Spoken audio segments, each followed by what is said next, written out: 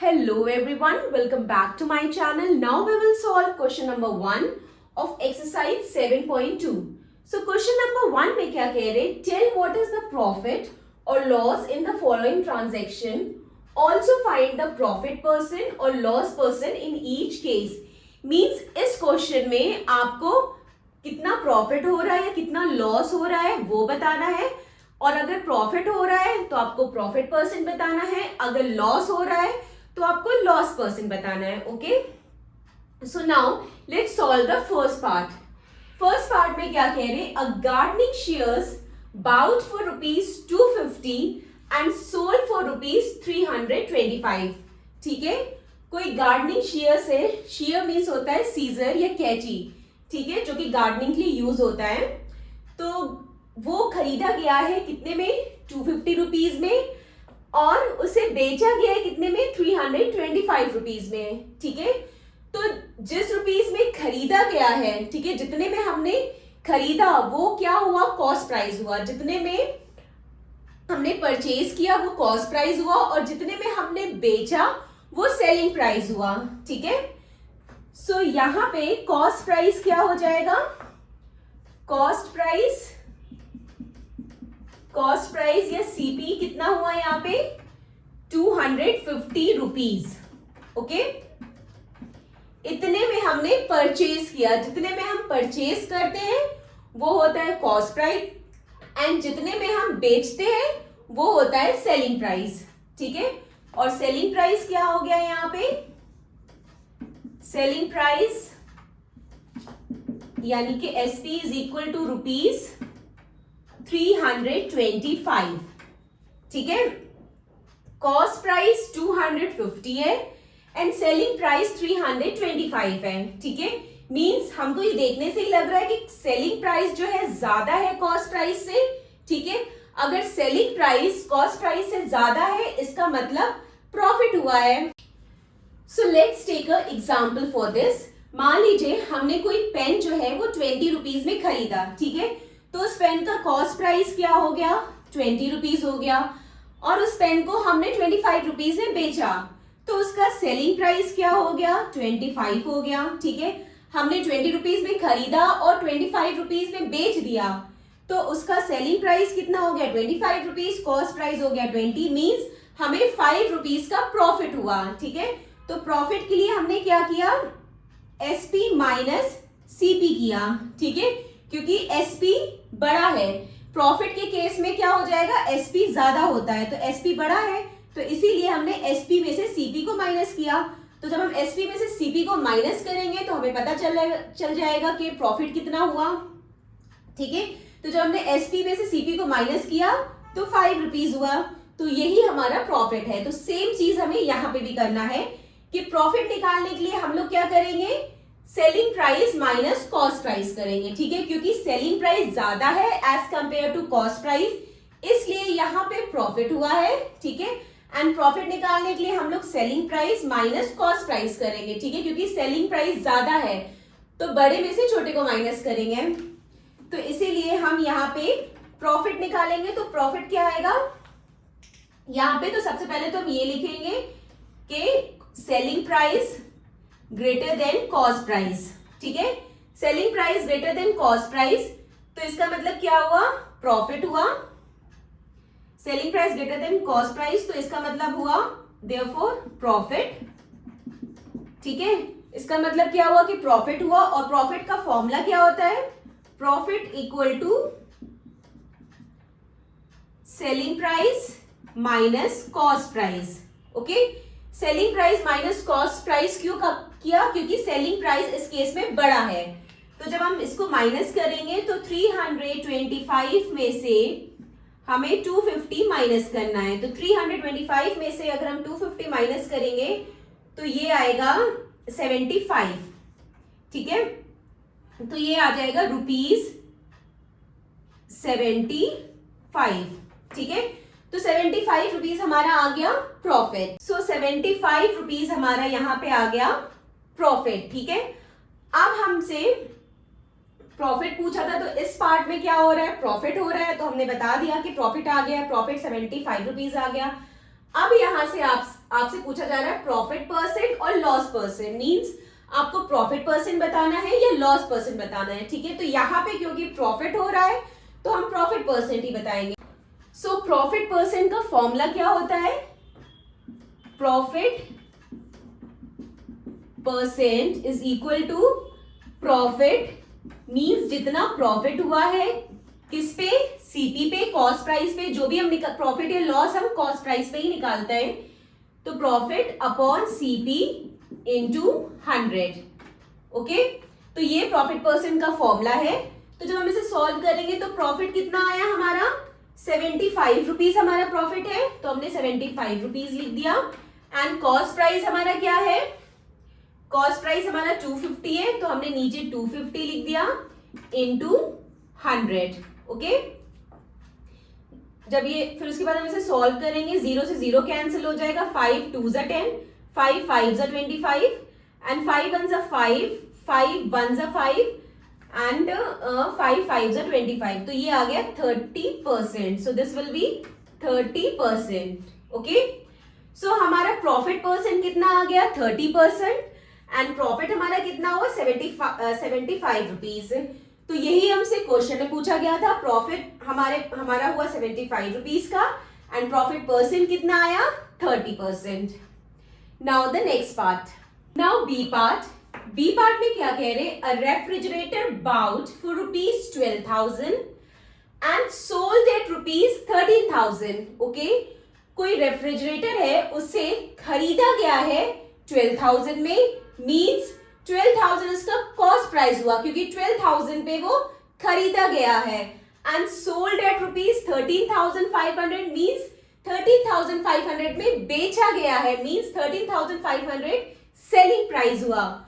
तो cost price क्या हुआ इसका, रुपीज 12,000 एंड सेलिंग प्राइस क्या हुआ, रुपीज 13,500। ओके, अब आप यहाँ पे देख सकते हैं कि सेलिंग प्राइस ज्यादा है कॉस्ट प्राइस से। अगर सेलिंग प्राइस ज्यादा है कॉस्ट प्राइस से तो क्या होगा, प्रॉफिट होगा, मींस हमें यहाँ पे प्रॉफिट हुआ है, ठीक है। तो यहाँ पे सेलिंग प्राइस ग्रेटर है कॉस्ट प्राइस से, देयरफॉर प्रॉफिट हुआ है, ठीक है। अब कितना प्रॉफिट है वो निकालने के लिए हम क्या करेंगे, सेलिंग प्राइस में से कॉस्ट प्राइस माइनस करेंगे, क्योंकि सेलिंग प्राइस बड़ा है तो सेलिंग प्राइस में से कॉस्ट प्राइस माइनस करेंगे, तो प्रॉफिट कितना आ जाएगा, profit equal to selling price minus cost price. अब सेलिंग प्राइस कितना है, 13,500, कॉस्ट प्राइस कितना है, 12,000। अब 13,500 में से 12,000 माइनस करेंगे तो ये कितना आ जाएगा, 1,500, तो ये आ जाएगा रुपीज 1,500, ठीक है, रुपीज 1,500 इसका प्रॉफिट हुआ है, ठीक है।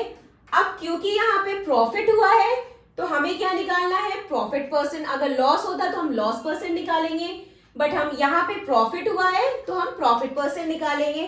तो प्रॉफिट परसेंट निकालने का फॉर्मूला क्या है, प्रॉफिट परसेंट इक्वल टू जितना प्रॉफिट हुआ है, ठीक है, जो भी टोटल प्रॉफिट हुआ है वो upon CP cost price into 100। सो प्रॉफिट परसेंट का फॉर्मूला होता है प्रॉफिट अपॉन सीपी इनटू 100।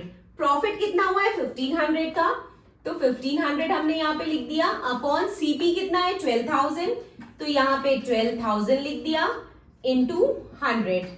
अब ये 0 0 कैंसिल हो गया, ठीक है, एक ये 0 और एक ये 0 भी कैंसिल हो गया।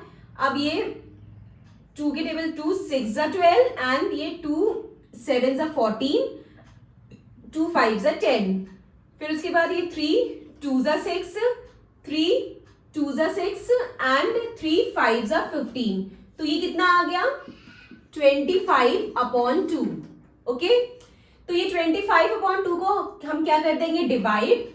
तो जब हम इसे डिवाइड करेंगे तो क्या आएगा, 25 और 2 2 1 जा 2, ये 5 आया, फिर उसके बाद 2 2 जा 4, 2 2 जा 4 1, फिर पॉइंट लगाया 0, 2 5 जा 10, तो ये आ गया 12.5%। 12.5%. ओके, तो प्रॉफिट परसेंट कितना आ गया? 12.5%. Now the C part. C part में क्या कह रहे? A cupboard bought for rupees 2500 and sold at rupees 3000. Okay, means cupboard जो है वो खरीदा गया है कितने में? 2500 में. मीन्स 2500 कॉस्ट प्राइस हुआ एंड सोल्ड एट 3000 मीन्स 3000 में बेचा गया है. सो 3000 सेलिंग प्राइस हुआ. ओके, तो कॉस्ट प्राइस हमारा क्या हो गया? Cost price equal to rupees 2500 and selling price कितना हो गया? रुपीज 3000. ओके, सो यहाँ पे हम क्लियरली देख सकते हैं कि सेलिंग प्राइस जो है वो ज्यादा है as compare to cost price. तो यहाँ पे मीन्स प्रॉफिट हुआ है. Okay, so selling price greater than cost price, therefore profit. अब यहाँ पे प्रॉफिट हुआ है तो प्रॉफिट निकालने के लिए हम क्या करेंगे? सिंपल सेलिंग प्राइस में से कॉस्ट प्राइस को माइनस कर देंगे. So profit equal to selling price minus cost price. अब हमारा सेलिंग प्राइस कितना है? 2500. सॉरी, हमारा सेलिंग प्राइस कितना है? 3000. तो हमने लिख दिया 3000 हमारा सेलिंग प्राइस है. कॉस्ट प्राइस कितना है? 2500. तो जब इसे माइनस करेंगे तो कितना आएगा? 500. तो ये आ गया रुपीज 500. ठीक है, तो 500 रुपीज का हमें प्रॉफिट हुआ है. अब प्रॉफिट हुआ है तो हम क्या निकालेंगे? Profit percent. So profit percent का फॉर्मूला क्या होता है? Profit percent is equal to total profit. मतलब जो भी प्रॉफिट हुआ है, प्रॉफिट अपॉन सीपी इंटू 100. तो प्रॉफिट कितना हुआ है? 500 का. तो 500 हमने प्रॉफिट लिख दिया अपॉन कॉस्ट प्राइस कितना है? 2500. सो 2500 हमने कॉस्ट प्राइस लिख दिया इंटू 100. ओके, सो ये 0 से 0 ये कैंसिल हो गया. अब यहां पे क्या आ गया? 5 5s are 25, 5 1s are 5, 0 0. Then 5 1s are 5, 5 2s are 10, 0. So this will be equal to 20%. Okay. So profit percent कितना आ गया? 20%. And profit हमारा कितना आया? ₹50. Sorry, profit हमारा ₹500 आया and profit percent हमारा आया 20%. Okay. Now D part. Now the D part. D part में क्या कह रहे? A skirt bought for ₹250 and sold at ₹150. Means कोई स्कर्ट है उसे 250 रुपीज पे खरीदा गया है एंड 150 रुपीज से बेचा गया है. मीन्स कॉस्ट प्राइस क्या हो गया? 250 एंड सेलिंग प्राइस हो गया 150. ओके, सो यहाँ पे कॉस्ट प्राइस कितना हो गया? ₹250 एंड सेलिंग प्राइस कितना हो गया? ₹150. ओके, अब हम यहाँ पे देख सकते हैं कि cost price is greater than selling price.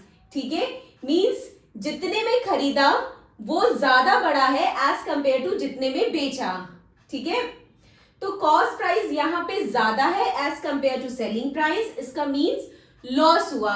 Okay, तो यहाँ पे कॉस्ट प्राइस ग्रेटर है सेलिंग प्राइस से, तो यहाँ पे लॉस हुआ. ठीक है, देयरफॉर लॉस.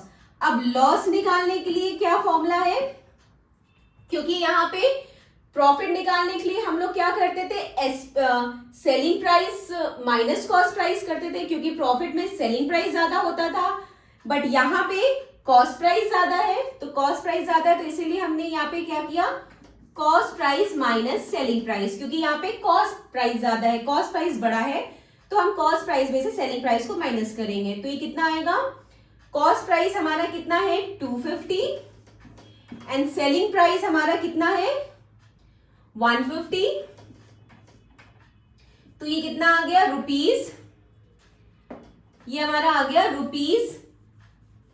₹100. ठीक है, 100 रुपीज. मीन्स लॉस जो हुआ है वो हमें कितने का हुआ है? 100 रुपीज का लॉस हुआ है. ठीक है, अब हमारा लॉस तो निकल गया. अगर लॉस रहेगा तो हम लॉस परसेंट निकालेंगे. अगर प्रॉफिट रहता तो हम प्रॉफिट परसेंट निकालते, बट यहाँ पे लॉस है तो हम लॉस परसेंट निकालेंगे. सो लॉस परसेंट का फॉर्मूला क्या होता है? Loss percent is equal to loss upon CP into 100. ठीक है, तो कितना लॉस हुआ है? 100 का लॉस हुआ है, तो 100 अपॉन कॉस्ट प्राइस कितना था? 250 इंटू 100. तो ये 0 से 0 cancel. 5 2s are 10, 5 5s are 25, and then 5 1s are 5, 5 2s are 10, 0. So this will be equal to 40%. Means loss percent हमारा आ गया कितना? 40%. लॉस कितना हुआ? लॉस हमारा हुआ ₹100 का, एंड लॉस परसेंट कितना आया? 40%. Okay, so this completed our question number 1. Now question number 2 in the next video. Bye bye, take care.